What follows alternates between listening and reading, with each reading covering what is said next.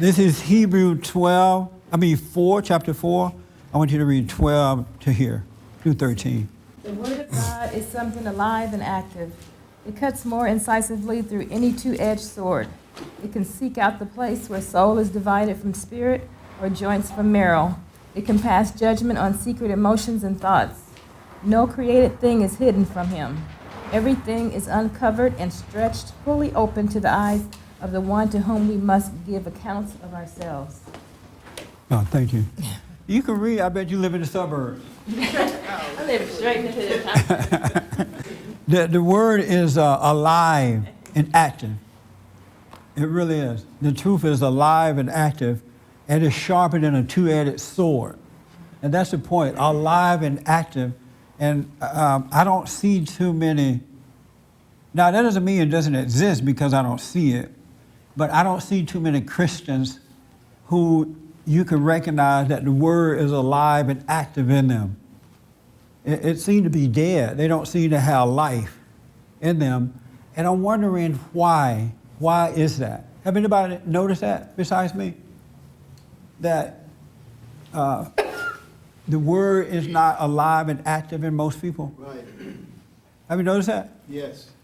And John is the only one that noticed that? Is it alive and active in you guys in here, ladies? Yes. It is alive and active. What does that mean to be alive and active? When you are able to see the truth and really speak the truth, Yeah. then your words are alive, and when you act upon that, then your action would be alive. Especially when you speak the truth without resentment. Right. If you don't have any anger inside at all, you speak the truth, it is sharp. Yes. And only the truth seeker would appreciate that because it will awaken them. Yes. But most people scream when you speak truth to them. They get mad. Yeah. They don't like that. But unless you're just preaching the Bible to them, if I went up to a person and say, Jesus, 1 John chapter 4, verse 8 said, thus said the Lord, nobody would care about that. But if you went up to a person and said that you're of your father the devil, all hell will break loose. Have you noticed? It's funny how the Christians use the words to try to change people's lives and it doesn't work. Whereas the real truth will work. It'll wake you up. And it's funny how that is too. You can throw scriptures on people, they're not, the devil is like laughing, yeah, right on. But if you tell the truth that comes from the heart, it affects the person. Either make them mad or glad. Have you noticed that? Yes. Especially if you do it without resentment. If you do it without resentment. And the problem is most people have resentment in their hearts. Because you can learn about the truth and go around repeating it. I hear a lot of people say, oh, you hate your mama, you hate your daddy. And everything is based on that. And that makes people mad too. But it makes them mad because they know you're coming from the wrong place. You know, you're not coming from that alive and active truth that works inside of you. Yes, can I see it? Run. You being influenced to someone else, just how you, on your reactions. If Yes. you react properly, you can influence them, and that's the truth too. That's right. Without saying a word, you can live it, and it's still alive in you. You can see it in the person. How long have people been into religion, and what went wrong with religion? Because there's this big argument about religion, so many different opinions. You have the Baptists, the Mormons, the Catholics, and then these Christians that belong to these different religions, they won't vote for the Mormon, or they won't vote for this person or that person. And I'm hearing more and more of this as a result of doing these shows, and I'm wondering, when did this happen? Has it always been that way, that there's been a fight about who religion is better than the other person's religion?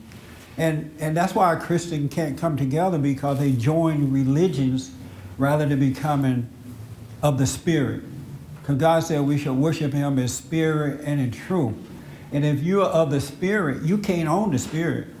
It's not like some club you join, and now everybody got to be like you to join this club. But if you join a religion, right away it becomes ownership, and now all the rules have to apply if you want to let somebody else in.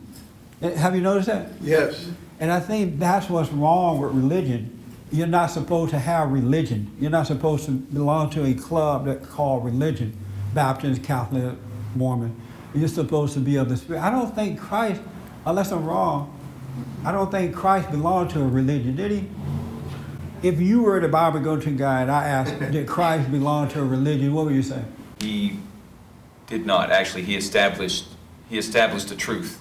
Yeah. And he established grace. But religion, he was always getting in trouble with breaking the laws. Right. Have you noticed you can't keep the rules of the religious folks? You do break those rules. And that's why you have to be of the Spirit. You have to. I used to be a Democrat. That too. But God forgave me. But I used to be a Baptist. I was born a Baptist. I didn't decide to be a Baptist. When I came into the world, my grandmother said, "You are a Baptist." And then I became a non-denominational. That's still a group of religion that you join.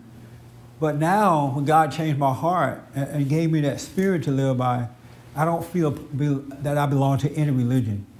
And so as a result, I don't care what they think and what they're about. And, I don't care if they put me out of the club because I'm not in the club.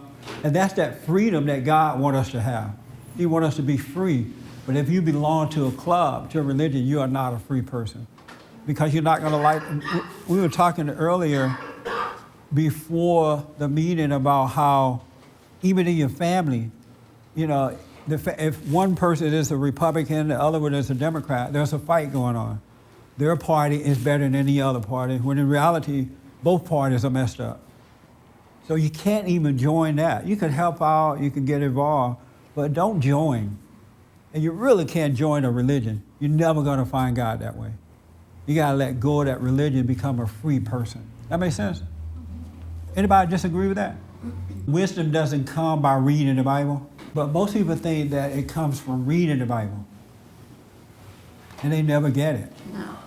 Because they go to school, they learn the Bible, they get degrees in the Bible, and they still don't have wisdom.